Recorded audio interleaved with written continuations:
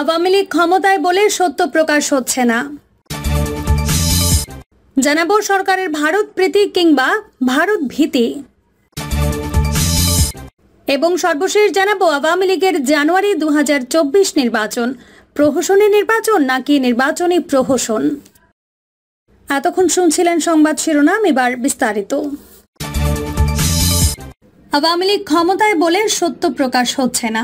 2008 সালে আওয়ামী লীগ সরকার ক্ষমতায় আসার পর সবচেয়ে চাঞ্চল্যকর ঘটনা ছিল বিডিআর বিদ্রোহ। 25শে ফেব্রুয়ারি 2009 সাল বাংলাদেশের আধুনিক ইতিহাসে সবচেয়ে রক্তাক্ত দিন ছিল। মোট 74 জন সামরিক ও বেসামরিক লোক নিহত হয়েছিলেন সেদিন। দিনটিকে বিডিআর বিদ্রোহ বলে অভিহিত করলে ইতিহাসের সাথে বেইমানি করা হয়। পিলখানা হত্যাকাণ্ডকে বিডিআর বিদ্রোহ বললে ব্যাপারটা শোভনীয় আর সভ্য শোনায়। আসলে ব্যাপারটা তেমন না। 74 জনকে হত্যা, নারীদের শ্লীলতাহানি, নির্যাতন, লাশ নালায় ভাসিয়ে দেয়া, এসব কোনো কিছুই বিদ্রোহের সাথে সামঞ্জস্যপূর্ণ না। আওয়ামী লীগ ক্ষমতায় আসার পর তারা নির্বাচিতভাবে দেশপ্রেমিক সেনা অফিসারদের হত্যা করেছে বিডিআর বিদ্রোহের নামে। এদের অনেকেই ছিলেন জঙ্গিবাদ বিরোধী অভিযান চালানো চৌকস সেনা কর্মকর্তা। ভারতের নির্দেশে আওয়ামী লীগ নির্বাচনে জেতার বিনিময়ে বাংলাদেশের সীমান্তরক্ষী বাহিনী, বাংলাদেশের রাইফেলসকে পঙ্গু আর সেনাবাহিনীকে আওয়ামী লীগপন্থী অফিসার দিয়ে সাজাতেই এই হত্যাকাণ্ড ঘটেছে। হত্যাকাণ্ড শেষে হাজার হাজার জওয়ানের পরিত্যক্ত পোশাক পিলখানায় রাইফেলস সদর দপ্তরে পাওয়া যায়। ভারত থেকে আসা এসব খুনিরা পালিয়ে যাওয়ার সময় এসব পোশাক ফেলে দেয়। তথাকথিত বিদ্রোহের বিচার নিয়েও আছে অনেক প্রশ্ন।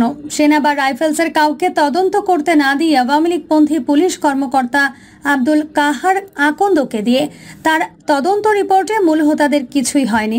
খুচরা অপরাধে পাইকারি শাস্তি দিয়ে দেয়া হয় সবাইকে। ঘটনার দিন শেখ হাসিনার বিডিআর সদর দপ্তরে যাওয়ার কথা থাকলেও কেন যাননি তিনি? তিনি কি আগে থেকেই জানতেন এমন কিছু হবে? তিনি কি ইন্টেলিজেন্সের কোনো রিপোর্ট পেয়েছিলেন? পেয়ে থাকলে তিনি কিছু করেননি কেন? বিদ্রোহের খবর পাওয়ার পর তারা কেন হার্ড লাইনে গেলেন না? কেন আলোচনার নামে সময় নষ্ট করলেন তারা? কেন স্বরাষ্ট্রমন্ত্রী বিদ্রোহী জওয়ানদের সাথে বারবার আলোচনার চেষ্টা করলেন? আব্দুল কাহার আকন্দের রিপোর্টে এসবের কোনো তথ্যই আসেনি। আমরা সবাই জানি বাংলাদেশ জাতীয়তাবাদী দলের প্রতি সেনাবাহিনীর খুব গাঢ় টান রয়েছে। দেশপ্রেমিক সেনাবাহিনী বাংলাদেশের অভ্যন্তরীণ বিষয় ভারতের খবরদারির বিরুদ্ধে সবার আগে ঢাল হয়ে দাঁড়াতো বলে শেখ হাসিনা সেনাবাহিনীকে ক্লিনজিং করেছেন। আওয়ামী লীগ ক্ষমতায় বলে সত্য প্রকাশ হচ্ছে না, কিন্তু একদিন সত্য প্রকাশ হবে সূর্যের মতো। বাংলাদেশ সেনাবাহিনী তাদের হারানো গৌরব ফিরে পাবে।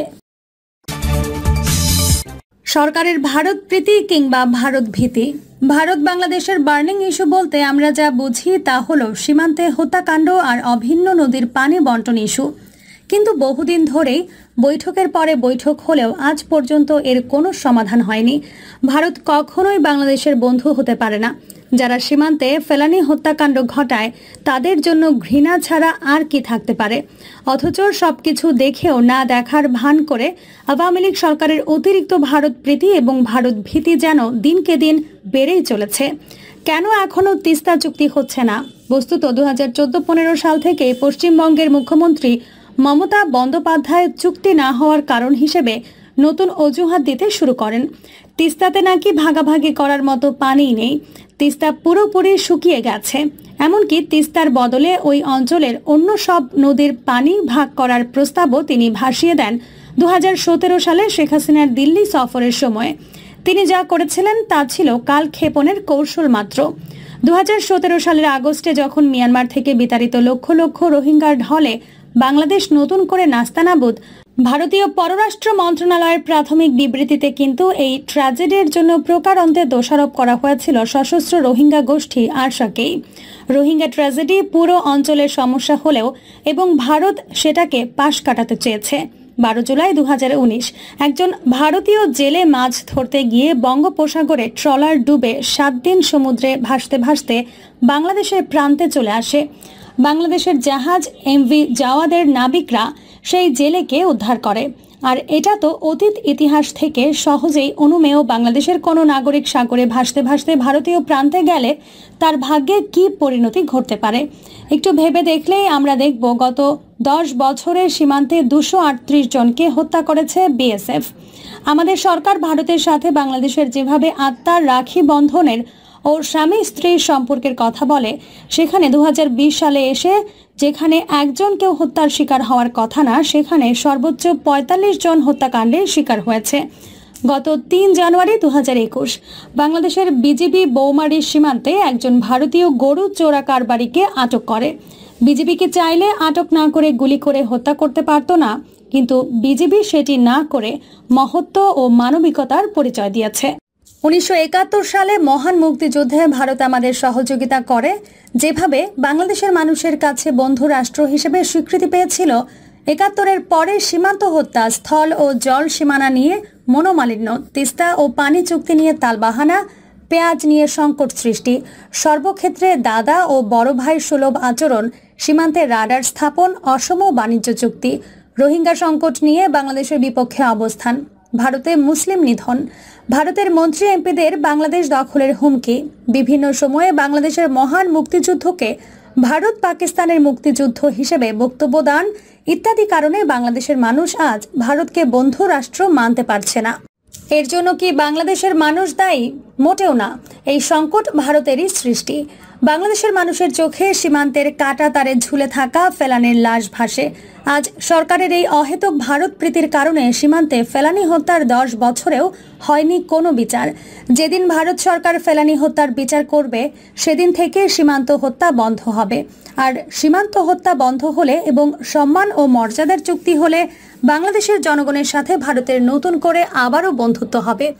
বাংলাদেশের মুক্তিযুদ্ধে ভারতের সহায়তার জন্য দুই দেশে যে রক্ত ঋণে বাধা পড়ে আছে, সেই কথাও যেমন সত্যি, তেমনি এখন দুটো সার্বভৌম দেশের সম্পর্কও যে সমান মর্যাদার ভিত্তিতে প্রতিষ্ঠিত হওয়া উচিত, সেই বিশ্বাসও থাকা উচিত অটল।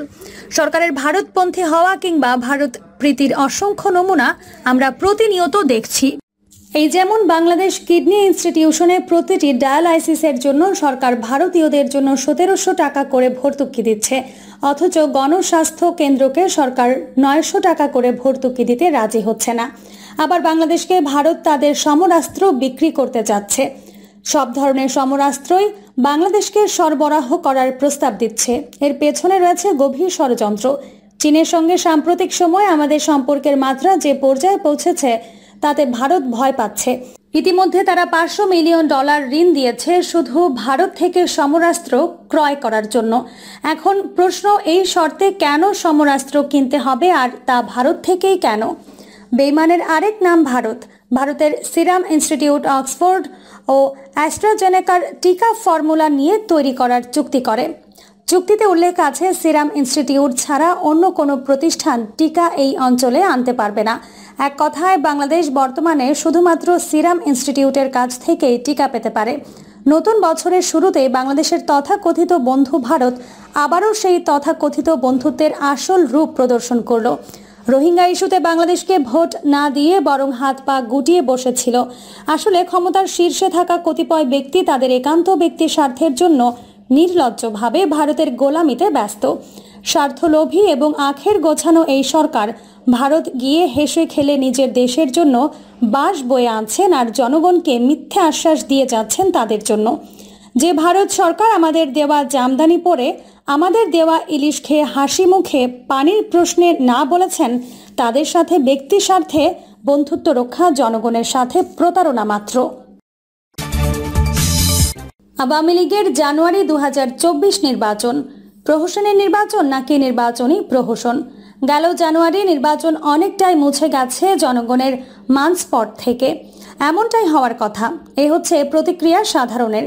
নির্বাচনকে গ্রহণযোগ্য করবার জন্য যথেষ্ট নির্বাচন পূর্ব ও নির্বাচন পরবর্তী সংঘাত, সহিংসতা ও তাণ্ডব হয়েছে। তবে এগুলোর বেশিরভাগই আওয়ামী বনাম আওয়ামী মারামারি। নির্বাচন প্রাচ্য করবার জন্য আওয়ামী লীগের নিজস্ব নেতাকর্মী স্বতন্ত্র হিসেবে দাঁড়িয়ে গেছেন অনেক আসনে, কেউ কেউ জিতেছেনও। সেই সব বিজয়কে স্বাধীন, অবাধ ও সুষ্ঠু নির্বাচনের যথার্থ উদাহরণ হিসেবে তুলে ধরা হয়েছে। কেউ কেউ হয়তো এতে আশ্বস্ত হয়েছেন, আর বাকি যারা বিবেচনা বুদ্ধির দর্পণে রাজনৈতিক পালা বদল দেখেন তারা আশ্বস্ত হননি, হওয়ার কথাও না। জানুয়ারি 2024 নির্বাচন নিয়ে আন্তর্জাতিক মহলের প্রতিক্রিয়া ছিল শীতল। ভারত, জাপান, রাশিয়া, চীন, পাকিস্তান স্বাগত জানিয়েছে নতুন সরকারকে, কিন্তু বরফ শীতল প্রতিক্রিয়া ব্যক্ত করেছে যুক্তরাষ্ট্র, যুক্তরাজ্য, ইউরোপীয় ইউনিয়ন ও জাতিসংঘ। ইসরায়েল গাজা ইস্যুতেও অবস্থানগত ফারাক অনেক। জাতীয় নির্বাচনের আগে বিরোধী নেতাকর্মী আর সরকার সমালোচকদের বিরুদ্ধে রাজনৈতিক উদ্দেশ্যমূলক গ্রেফতারের বর্ণনা দিয়ে প্রতিবেদনে আরও বলা হয়, 2024 সালে নির্বাচন চলাকালীন সময়ে বিরোধী দলের নেতাকর্মীদের রাজনৈতিক উদ্দেশ্যমূলক পন্থায় গ্রেফতার করা হয়, আর তা থেকে সরকারের সমালোচকরাও কোনো রকমের ছাড় পায়নি। প্রিয় দর্শক, এই ছিল এখনকার সর্বশেষ সংবাদ। আপডেট সব সংবাদ পেতে চ্যানেলটি সাবস্ক্রাইব করে বেল আইকনটি ক্লিক করে রাখুন।